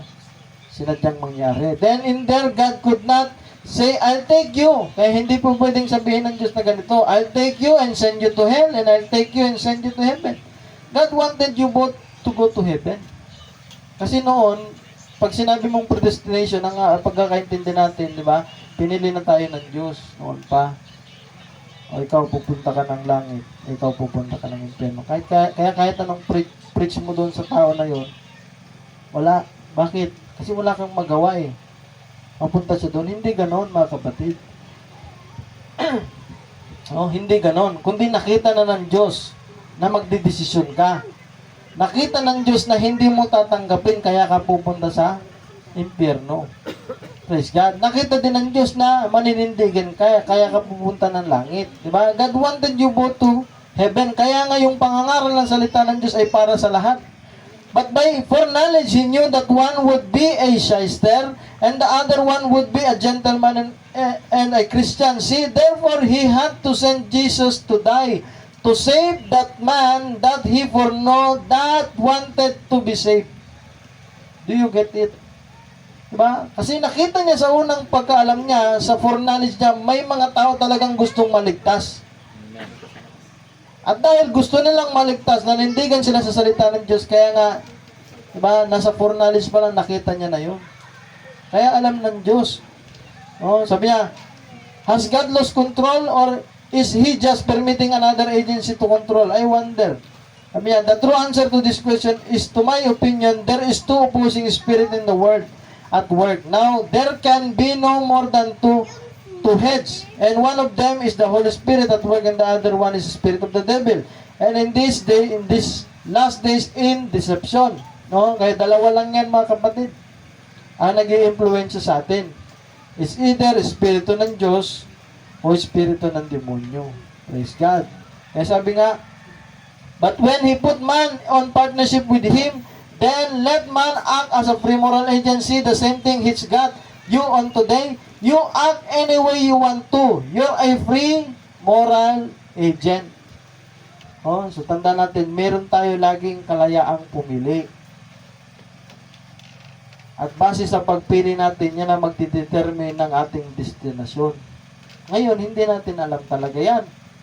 Diba? Pero tandaan nyo, pag tinanggap nyo ang purong salita ng Diyos, tinanggap nyo ang Espiritu ng Diyos, alam mo, diba, yung direksyong tinatahak mo. Kaya kung hindi mo pa rin alam hanggang ngayon, di ba? Isa lang ibig sabihin noon, baka hindi mo pa tinatanggap yung Espiritu ng Diyos. Praise God. Pero tayo, pag nagsishare tayo, kaya nga sabi ko nga mga kapatid, isa sa tumatak na quotation sa akin, sabi ni Brother Bana, pagka yung tao, sinisira mo ng salita ng Diyos at pumapalag, di ba? Lumalaban sa salita ng Diyos, kinukontra yung pinapangaral mo, yan yung panahon na kinakausap siya ng Diyos. Diba? Kaya hindi lahat ng mga pumapalag, o sabi nga, lahat ng mga lumalaban sa pinapangaral mo ay hindi sa Diyos. Diba? Kasi yun lang yung panahon na naglalaban sa Kanya, yung sarili niyang kaisipan at yung kaisipan ng Diyos. Praise God, yung salita niya. Sabi niya, you can't help being what you are. Even if you're a sinner, you're not responsible for being a sinner. You're responsible for remaining a sinner. There is a way prepared for you, but to be a sinner, you was born that way. Kaya nga hindi tayo sinisisi ng Diyos na makasalanan tayo. Bakit ipinanganak tayong makasalanan? Amen. Pero yung manatili ka sa kasalanan at narinig mo na yung salita ng Diyos, sabi niya, God doesn't send you to hell for being a sinner. God sends you to hell because you won't repent and take Christ as your Savior. Kaya nga, ang tao, pupunta lang yan. Sino ba si Kristo? Siya yung purong salita ng Diyos sa ating panahon. You refuse to take the right road. You send yourself to torment. Kaya nga di ba? Kaya yung young rich ruler, namatay yun, di ba? Nung mamatay yun, napunta sa impyerno yun. Sa torment, place of torment. Ba? Hindi naman siya nagreklamo sa Diyos. Hindi niya sinabi na, Panginoon, bakit mo ako pinili na ako'y mapunta sa impyerno? Kundi tanggap niya. Bakit? Alam niya kasi. Tinanggihan niya. Kaya sabi niya, Panginoon, baka pwede na idampi ni Lazarus ba yun? Yung kanyang daliri sa aking dila o bibig. Diba? Hindi siya nagreklamo. Bakit? Alam niya. Tinanggihan niya. Kaya siya napunta doon. Praise God. Kaya sabi niya nga dito, ganun din sa atin. You send yourself to torment. You send your own soul to its eternal destination upon the free moral agency of your own convictions. Base sa pagpili mo, nakadetermine kung saan ka pupunta. God does not send anyone to hell. He never did and He will never. He never will. Diba? Kaya hindi sinasadya ng Diyos na sila ay tapon, di ba? Kundi nakita lang ng Diyos, alam ng Diyos kung anong gagawin nila. Alam ng Diyos na tatanggihan nila. Diba? And yet, ginawa pa rin ng Diyos lahat para sila ay makatanggap. Diba? Narinig din nila yung narinig nating salita ng Diyos. Diba? Praise God. Kaya hindi tayo pwedeng husgahan ng Diyos hanggang hindi natin na didinig yung warning niya. Diba? Sabi niya pa, Cain, knew the perfect will of God. No, imagine. Si Cain pala, alam niya yung perfect will ng Diyos eh. So, hindi basihan na alam mo ang perfect will ng Diyos, ligtas ka na. Kasi alam niya yung perfect will ng Diyos. You know the perfect will of God. Cain knew it. Why? But he refused to do it. Diba? Alam mo ang perfect will ng Diyos. Pero pagka hindi mo sinunod, sabi niya, he proved then to be the serpent's seed. Ginawa ba siya ng Diyos na serpent seed? Although talagang siya ay anak ng serpente, pero sinadya ba yun ng Diyos? Hindi. Pero sabi niya dito, nung tanggihan niya yung salita ng Diyos, pinatunayan niya na siya nga yun. Diba? Praise God. He proved then to be the serpent seed. Diba? Hindi sinadya ng Diyos yun na gusto niyang pumunta si Cain. Diba? Sa impyerno. Sabi niya pa dito, when he seen the perfect will of God, he refused it. He had seen God vindicated Abel's message. He know that was the will of God. See, he seen God vindicated Abel's message. And what did God say to him? Imagine. Sinabihan pa siya ng Diyos. He said, do the same, do worship like your brother. Di ba? Kaya present niya rin kay Cain yung kalooban niya eh. Sabi nga ng Panginoon kay Cain, maglingkod ka lang, sumamba ka lang kagaya ng brother mo, ng kapatid mo, and you do well. But you see, he's in the perfect will of God, but he didn't want it. Kailangan mong mamili. Diba? He wanted to add something to it. Kaya yung pagpili mo, mga kapatid, nakadepende pa rin sa'yo. Kahit ulit-ulitin natin yung pangangaral, kung ayaw mo talagang piliin ang salita ng Diyos, wala tayong magagawa. Amen. Diba? Dahil hindi tayo ginawang robot ng Diyos. Oh, see, that's predestination. Not that He did it by you say, I'll choose you and don't choose you. No? So, ang predestination, hindi ganun ha. Hindi ganun na sinasabi ng Diyos na, ito, pinili ko ito, ikaw, hindi ko ito pinili. By His foreknowledge, He knew what you would do. But by His foreknowledge, alam niya kung tatanggapin mo siya o hindi. Kaya nakakapag-predestinate siya base sa kanyang foreknowledge. Praise God, no? So sabi niya pa, just like the word predestinate, it's a bad word. I used it a few minutes and I caught myself because I felt the Spirit move back. Many people don't believe in predestination. Bakit? Kasi yung predestination na iniisip nila mga kapatid, hindi yung tamang predestination. Diba? Na ang Diyos ay pumili. Pinili niya ito, tinabi niya, ito isa, tinabi niya, ito pupunta ng impyerno, ito pupunta ng langit. Hindi ganon. Kundi ang predestination nakatingin sa foreknowledge, alam niya na hindi mo siya pipiliin. Di ba? At base sa desisyon mo ngayon, di ba? Tinanggihan mo ang salita ng Diyos, pupunta ka ng impyerno. Pag tinanggap mo ang salita ng Diyos, pupunta ka sa langit. Sabi niya, predestination is a bad word. It's really foreknowledge. God knows before who will and who won't. So therefore, He can predestinate by His foreknowledge. So lagi natin ikakabit yung foreknowledge sa predestination. Bakit? Alam niya kasi. Diba? Kung ano yung gagawin mo. That's the reason He knows who will and who won't. See? Tingnan pa natin. You remember how we read the scripture, not him that willeth or him that runneth, but God, and that his predestination might stand true. He would choose before any time. God is sovereign in His choosing. Election. Did you know that? God is sovereign. Who was back in there to tell Him a better way to make the world? Who would dare to tell Him He was running His business wrong? See, that's just an outward, a symbol of regeneration. The whole thing rests solemnly upon predestination. See? But we don't know who is and who isn't. Dito, diniday niya, hindi natin alam kung sino at kung sino yung pinili niya at yung hindi pinili. No? Malalaman natin yan, sabi nga niya, by their fruits you shall know them. Praise God. Kaya hindi natin pwedeng tuldukan. Hindi natin pwedeng sabihin na hindi ito pinili. Ito'y pinili. Therefore, we preach the gospel by faith. We just go preaching. Ayan lang ang ginagawa natin. Pinapangaral lang natin ang salita ng Diyos. But you know, the God of heaven has predestinated all things through Jesus Christ. And everything has to work just according to His great will.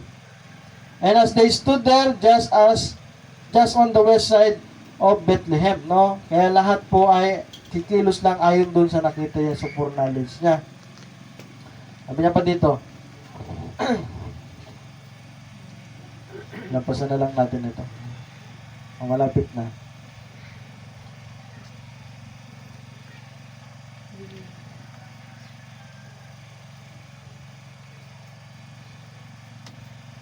So, sabi niya dito, now God has called you tonight to a deeper and closer walk. Before He could do that, He has to put that creation in your heart to make you long for it, or you'd have never come. Is that right? Now, being that you have come and answered His call, He's here sovereign to His word to fulfill what He promised to you. Sabi niya pa, and now divine healing is based on His word. And we know that God is sovereign. People think that God can just do anything He wants to do. God cannot do anything. God is obligated to His word. Ano lang ang gagawin ng Diyos kung ano yung sinabi niya sa kanyang mga salita? Praise God. God cannot lie. The Bible says He can't. So there, one thing that God can do. And when God says anything and make a promise, God can take that promise back. Because He is God and He is sovereign and He can go back on that promise. Oh, praise God. Kaya nga ang Diyos, mga kapatid, lahat ay nakapredestined. Oh, lahat ng mga sinabi niya sa kanyang salita, mangyayari yan. Praise God. Magaganap at magaganap yan. No? Ngayon, tingnan natin, di ba? So dito, isa itong, according sa World Health Organization, yung road traffic injuries, ay, sabi niya dito, approximately 1.19 million people die each year. No? Napakarami, di ba? Sa bawat taon, sabi ng World Health Organization, 1.19 million na tao yung namamatay sa traffic injuries. More than 1 million people die from the road injuries every year. No? One World in data, sabi niya dito, ay 1.2 people die from the road injuries every year. No? So makita natin, gusto ko lang, kasi alam natin, di ba? Si Brother Panam namatay sa road accident. Alam natin, nakita na ng Diyos yun. Amen. Diba? Kasi minsan sabi nga nila, kasi may mga ganyan di ba? Yung propeta nyo namatay sa ganito. Napaka-pangit naman na pagkamatay. Kasi road accident Baka mamaya lasing yung propeta nyo o kung ano man, di ba? Pero tandaan natin mga kapatid, kaya bang, bago pa mangyari yan, nakita ng Diyos sa kanyang kaisipan, sa foreknowledge niya na maaksidente siya. Pwede bang baguhin ng Diyos yun? O pwede. Pero hindi niya dapat baguhin. Bakit? Magiging unjust siya. Magiging hindi siya matuwid na Diyos. Diba? Bakit? Kasi kung babaguhin niya yan, naalala niyo yung nakaraang na aksidente na bata doon sa Naiya? Maghahatid lang ng tatay na bunggo. Pinahintulot ng Diyos, di ba? Kasi kung kayang baguhin ng Diyos yun, mga kapatid, dapat baguhin niya rin ito, yung sa bata. Pero hindi nga eh. Diba? Bakit nakita niya na kasi sa foreknowledge niya na mangyayari yun? At hindi niya pwedeng baguhin. Diba? Kaya sabi nga ng mensahe, mga kapatid, pagka ginawa niya yan, He will be unjust God. Diba? Pero hindi nga eh. Kaya sabi nga ni Brother Branham dito, sabi niya, and if the beginning which God in His grace and mercy could have bypassed all the sufferings that we've done, pwede niya bang i-bypass lahat? Pwede namang hindi niya na iparana sa atin lahat ng naranasan nating mga sakit, di ba? Mga suffering. Sabi niya, all this dead, little babies, pagka may gera, may mga inosenteng batang namamatay, ba? Everything in the wars and internals, yung mga bata, pagkapanganak pa lang, may sakit na malubha. Diba? And crucifixion and the things that we had, pwede niya namang i-bypass yun eh. Diba? Pero sabi niya, if He could have bypassed it, His sovereignty of His word would have permitted Him to bypass it. Kung gugustuhin niya, pwede. He would have been unjust if He didn't bypass it then. Diba? Pero kung may iba-bypass siya doon sa kanyang kaisipan na nakita, dapat lahat i-bypass niya. Bakit dapat maging matuwid siya? Sabi niya, do you get it? He can't bypass it. Yung foreknowledge niya, mga kapatid, nung nakita niya lahat, alam niya na yung pasimula at wakas, wala siyang dapat baguhin doon. Diba? Praise God. Kaya hindi niya na pwedeng baguhin yun. Dahil yun ay nakita niya sa kanyang foreknowledge. Hindi niya pwedeng i-bypass yun. Gustong-gusto ng Diyos. Ayaw ng Diyos na nagsasuffer tayo. Ayaw ng Diyos yan. Pwede niya nga i-bypass yan eh. Pero sabi niya nga, hindi niya pwedeng i-bypass. He can't bypass it. He never bypassed it for Adam to begin with. Kasi kung gusto niyang i-bypass, kay Adan pa lang, binaypass niya na. Diba? Pwede niya namang hadlangan na hindi magkasala si Adan eh. Bago-bago o si Eva, bago siya maniwala sa serpente, pwede namang bumaba yung Diyos eh. Diba? Pwede magpakita ang Diyos at pigilan si Eva. Pero binaypass niya ba? Hindi, kasi decision niya yun eh. Free moral agent siya. Diba?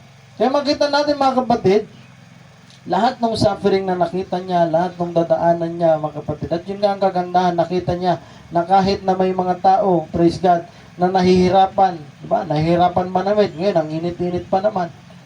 Diba? Praise God. Nahihirapan na, praise God, nagsasakripisyo sa pagsunod sa salita ng Diyos. At kahit hirap na hirap sila, nakita niya, mga kapatid, sa kanyang unang kaisipan, nakita niya na maninindigan sila sa salita ng Diyos. Praise God. Kaya sabi niya nga, and He won't bypass it for you or I to begin with. Huwag nating isipin, di ba? Na iba-bypass ng Diyos yung mga dapat nating daanan. Hindi niya iba-bypass. But sabi nga ng Biblia, Panginoon, bigyan mo ako ng grace, di ba? Na malampasan yung mga bagay nito.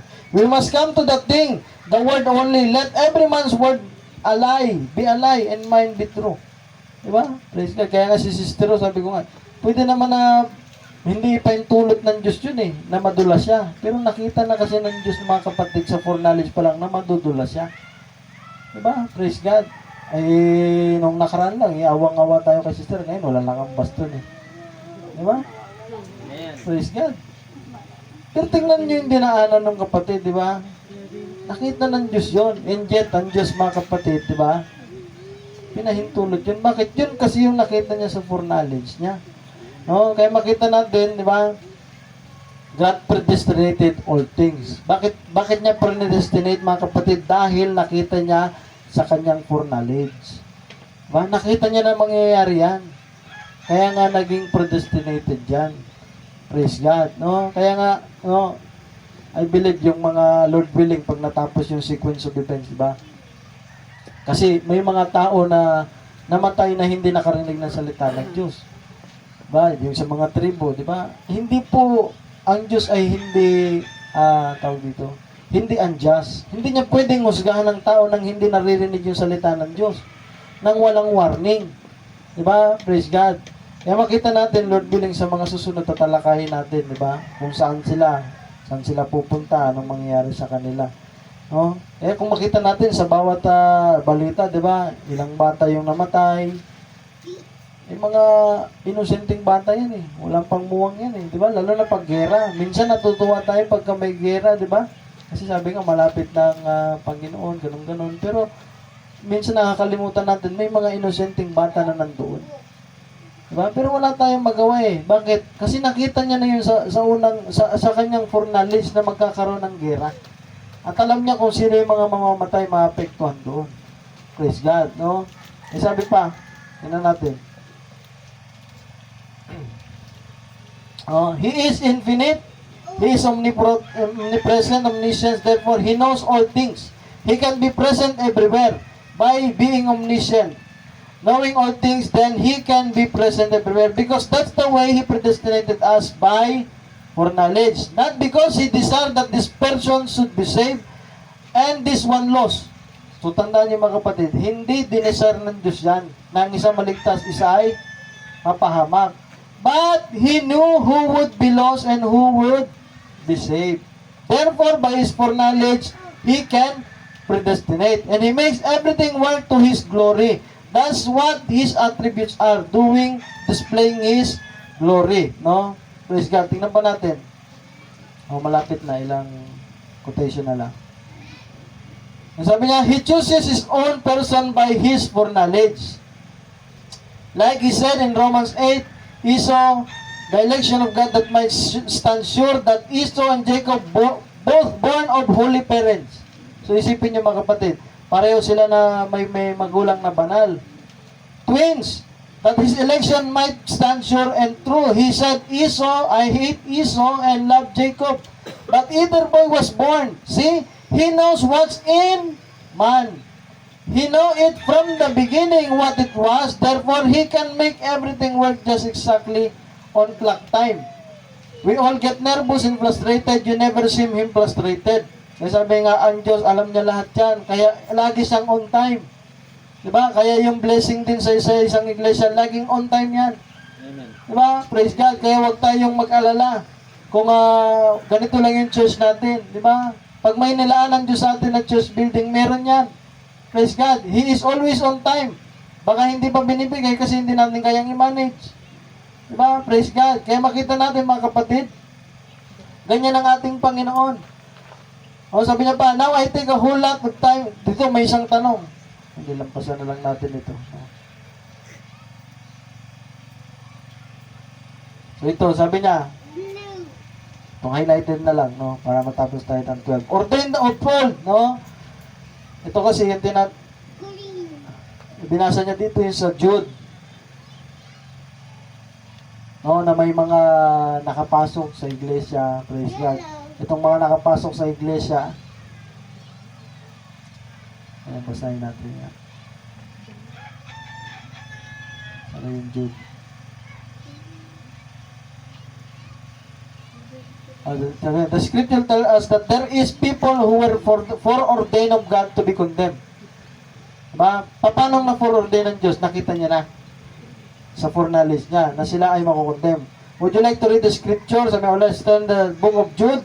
Jude is speaking here. Jude, the servant of Jesus Christ, the brother of James, to them that are sanctified by God, the Father, and preserved in Jesus Christ and called. See who he addressed it to. Pagdating po sa foreordination, pagdating sa predestination, sabi nga dito, sino yung kausap niya? Not the sinners. Not only evangelistic service, but the sanctified and called. See, those who are already in the kingdom. Kaya yung pagdating sa predestination, pagdating sa foreknowledge, ang hirap minsan i-present, hindi yan pinipresent dapat sa public. Diba? Kasi matigas na pananalita yan. Kaya dito, pinipresent niya yan saan? sa mga nakatanggap na. Mercy unto you and peace and love be multiplied. Beloved, I give all diligence to write unto you of the common salvation. It was needful for me to write unto you and to exhort you. Should you earnestly contend for the faith that was once delivered to the saints. For then are certain men, great and aware, who were before of old ordained to this condemnation. Ito kasi may mga nakapasok eh. Sa loob ng isang church may nakapasok. Turning the grace of our God into lasciviousness. Ordained of old. Not that God set back on the throne. Hindi. Kaya sabi nga, inordain sila na nakatalaga sila doon. Hindi sa ganitong sitwasyon. Not that God set back on the throne na nakaupo ang Diyos sa trono. And I said, I'll save this man and I lose that man. That wasn't it. God died, and when Jesus died, the atonement covered the entire earth for every person. Kung makita niyo mga kapatid, nung mamatay si Kristo, yung atonement para sa lahat, hindi lang sa bride. Ang problema, hindi lahat tatanggap.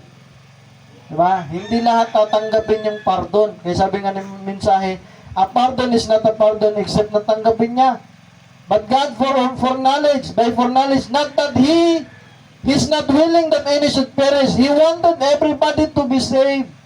That was His eternal purpose. But if He was God, He knew who would and who would not be saved. Oh. Praise God. Kaya makita natin mga kapatid, pagdating sa predestination, alisin natin yung nagpipinpoint ang Diyos. Hindi ganon mga kapatid. Kundi nakita niya na kung sino yung mga magdedesisyon. Praise God. So, tingnan pa natin siguro last quote na ito. Sabi niya, then and there, basahin niyo na lang sa question and answer yan, no? God could not say, I'll take you and send you to hell, and I'll take you and send you to heaven. God wanted you both to go to heaven. Diba? Kahit gaano kasama yung tao mga kapatid, gusto ng Diyos maligtas yun. Ang problema, hindi nga nila tanggapin yung provided when Diyos. Sabi niya, predestinated. That's the mystery. Kaya yung predestination, yan ay hiwaga din. He before Christ or anything else was ever on earth, you see, His great mystery. Ano yung great mystery na yan? Yung mystery ng predestination. That He chose the bride. Kaya dinugtong niya, that He chose the bride, knowing Eve would fall. Alam niya na babagsak si Eva from disbelieving the word, knowing that she would fall, but He would choose a bride that would not fall. Pero alam niya rin na mayroong usbong na mga bride, mga kapatid, na hindi magpo-fall sa salita niya. But He would choose a bride that would not fall, that would hold to that word regardless of what all the rest of the world say about it.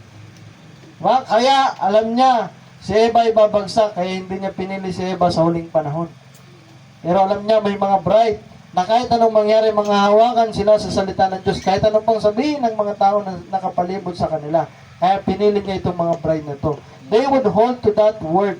Pwede ba tayo tumayo mga kapatid? They are predestinated to stand here, the adoption of children by Jesus Christ. Predestinated the church to the great, glorious stand. No? So makita natin, salamat sa Panginoon. Palakpakan natin Panginoon. No, kahit pa paano po ay naging mas malinaw sa atin yung predestination, no? So hindi ito mga kapatid, no, sa susunod pa siguro ay tatalakayin pa natin. Hindi ito mga kapatid katulad na ipapasok ka ng Diyos sa isang tubo at lalabas ka sa dulo ng tubo na wala kang choice. Hindi ganon mga kapatid. Kundi ikaw ang mamimili ng papasukan mo. Praise God. Ikaw ang mamimili, ikaw ang magdedesisyon. Praise God. Awit muna tayo ng isang awit bago tayo mag-pray. So, isama nyo lang sa prayer mga kapatid, no, Lord willing. Baka mag-series tayo dito sa predestination. So, yun po yung kaibahan natin sa predestination ng ibang denominasyon. Kung tawagin ngayon ng history ay double predestination. Praise God. No? So, hindi po tayo ganun. Hallelujah. Kaya makita natin, tanda natin, alam na ng Diyos kung ano yung pipiliin natin. Kaya hindi po pwede na sasabihin natin na bride ako. Kasama ako sa end time message believer. Tapos gagawin nyo lahat ng gusto nyo. Diba? Kahit na ayaw ng Diyos. Tapos gusto nyong maligtas kayo. Hindi po pwede yun mga kapatid. Diba? Tandaan natin ito mga kapatid. Huwag natin gagamitin yung mensahe para maging lisensya sa mga kalukuhan natin. No? Huwag nating i-justify. Kung mali tayo, huwag nating i-justify. Huwag nating gagamitin ang mensahe. Praise God. Para i-justify yung ating kamalian. Di ba? Magpakumbaba lang tayo. Kaya nga sabi ko mga kapatid, kung hindi mo kayang tanggapin pa ngayon, di ba? Hindi pa nare-reveal sa'yo. Hallelujah. Ibulsa mo lang. And I'm making sure mga kapatid, kaya nga sabi ko nga, kung meron mga totoong pananampalataya, you can say ito na yun. Oh, praise God.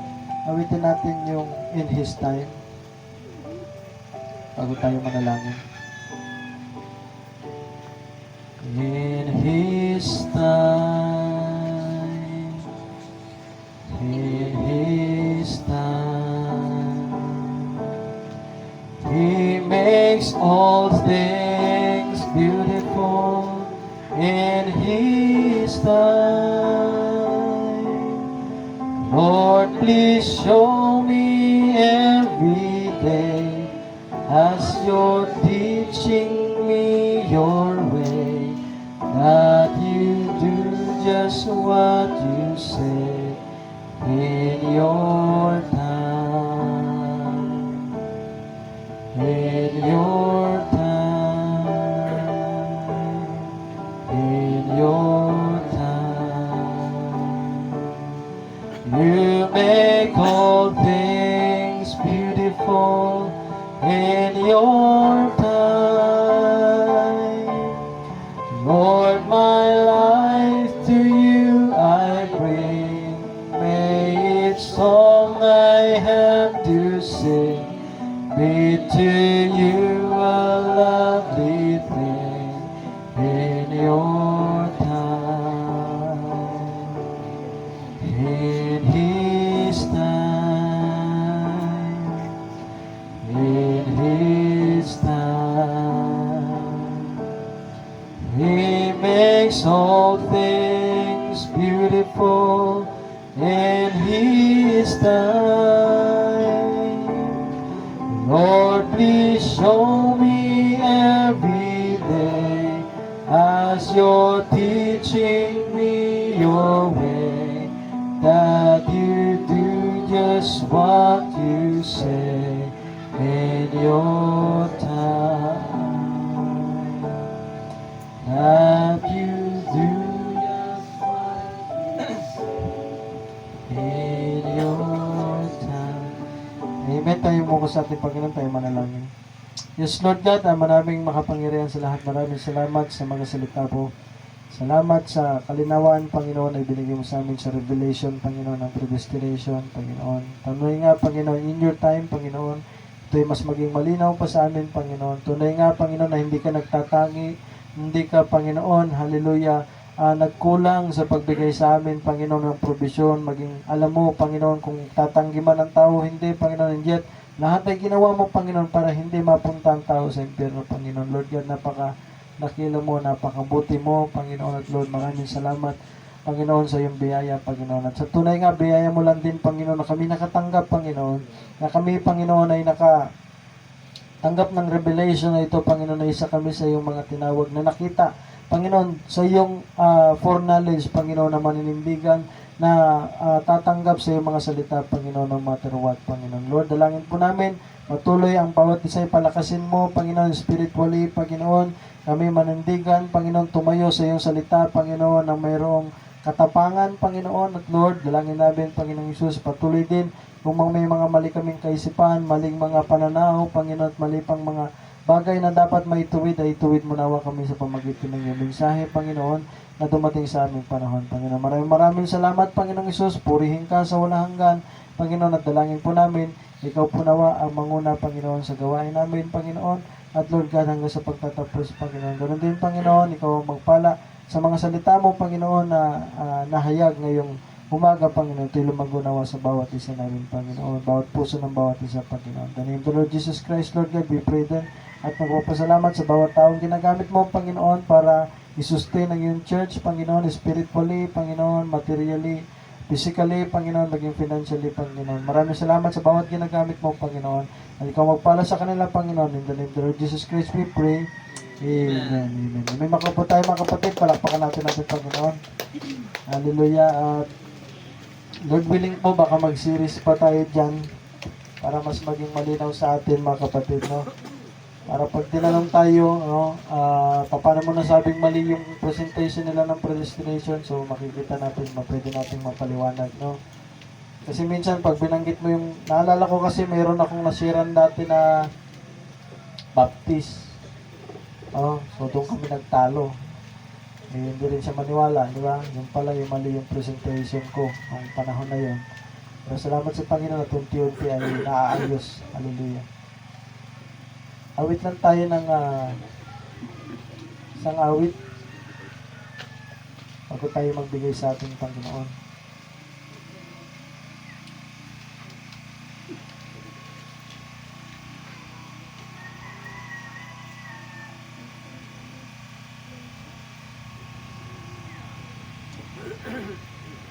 Awitin natin itong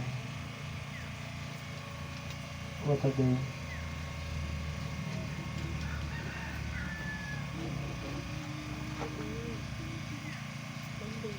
What a day that will be.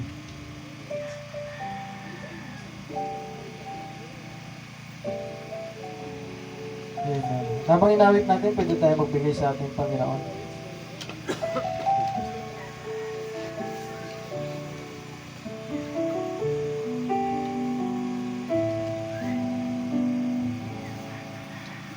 There's coming a day when our heartaches shall come. No more clouds in the sky, no more tears to dim the eye. All is peace forevermore on that happy golden shore. What a day, glorious day that will be. What a day that will be, since I shall see the one who saved me by His name. When He takes me by the hand and leads me through the promised land. What a day, glorious day that will be.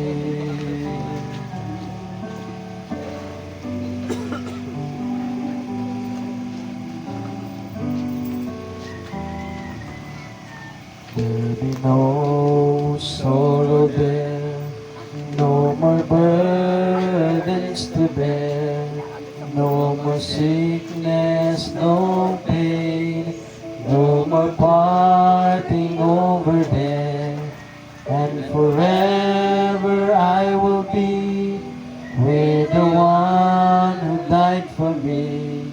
What a day, glorious day that will be. Pwede ba tayong tumayo, mga kapatid? What a day that will be when my Jesus I shall see, and I look upon His face, the one who saved me by His grace. When He takes me by the hand and leads me through the promised land. What a day. Then bigay ko pa ang panahon kay Brother Tawing para sa closing prayer at panalangin na rin sa tithes and offering. A day, glorious day that will be.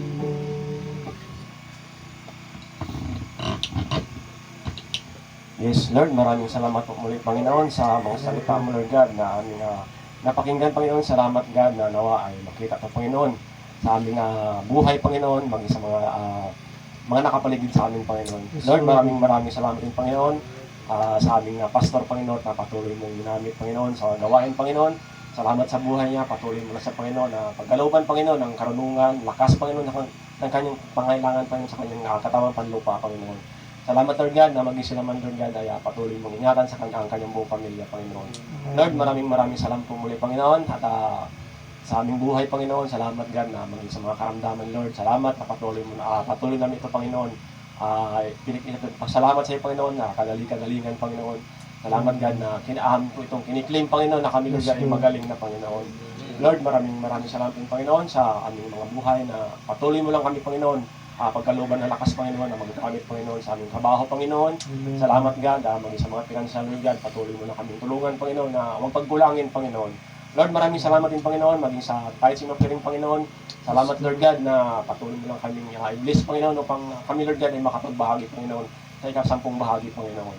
Lord, salamat din, Panginoon, maging sa building, Panginoon, na church building, Panginoon, na patuloy namin pinapagawa, Panginoon. Salamat, God, salamat din, Panginoon, sa mga tao, Lord God, na ginagamit ko, Panginoon, na makapagbigay, Panginoon, upang ito ay may patayo, Panginoon. Lord, maraming salamat po, Panginoon. Maging sa aming pansamantalang patuloy, Panginoon. Salamat, God, na ingatan mo na kami, Panginoon, sa daanan, Panginoon, na kami, God, ay ligtas, Panginoon, na makarating, Panginoon, sa aming mga tahanan, Panginoon. Salamat po, Panginoon, at Lord, patuloy mo lang kaming i-bless, Panginoon, ingatan, Panginoon, at Panginoon, sa huling kapanahon na ito, Panginoon, salamat, God, na ingatan mo kami. Samahan mo lang kami, Panginoon, Amen. na hanggang muli sa iyong pagbabalik na sa sanlibutan ito, Panginoon. Lord, maraming salamat po muli, Panginoon, at kung ano man po kulang, Panginoon, sa panalangin, Panginoon, salamat, God, na ikaw po ang magdagdag dito, Panginoon, at may taas mo sa iyo muli, Panginoon, kapurihan sa pangalan mo, Panginoong Kristo. Amen. Amen. God bless po, mga kapatid, at magkamayan tayo. Ulitin natin ang everybody out to know ulit. Praise God. At tayo po'y nagtatapos na sa ating gawain. Amen. Kamay natin ang bawat isa.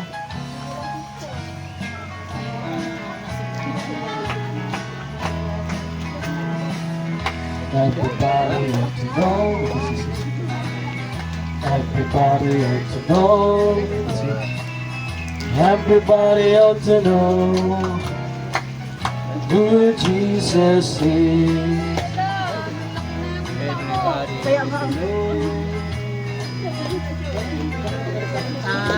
Balon.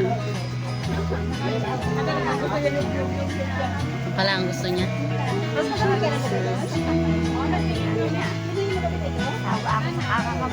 Nagkakapit siya.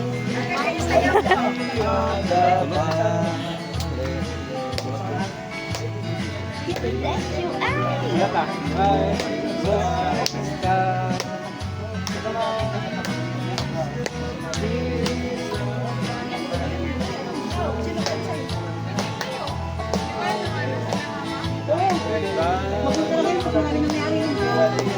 Ay, gano'n? Kung ako gusto mo palit ka na, marami sibig ka. Kaunahan lang mo, yung mga kapit. Kailangan ng sino kanina yun. Yun.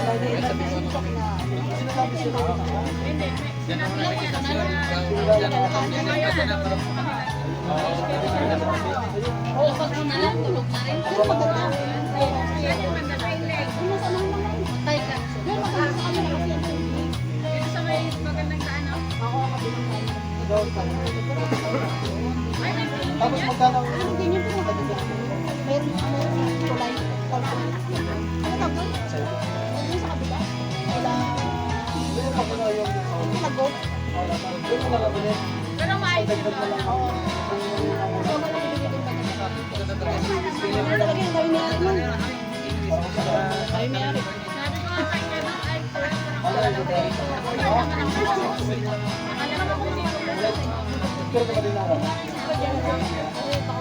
Binibinta niya lang ay. Naiwasan ko na lang pinapuntahan, pero may aspect na yun. Yung mahal niya sa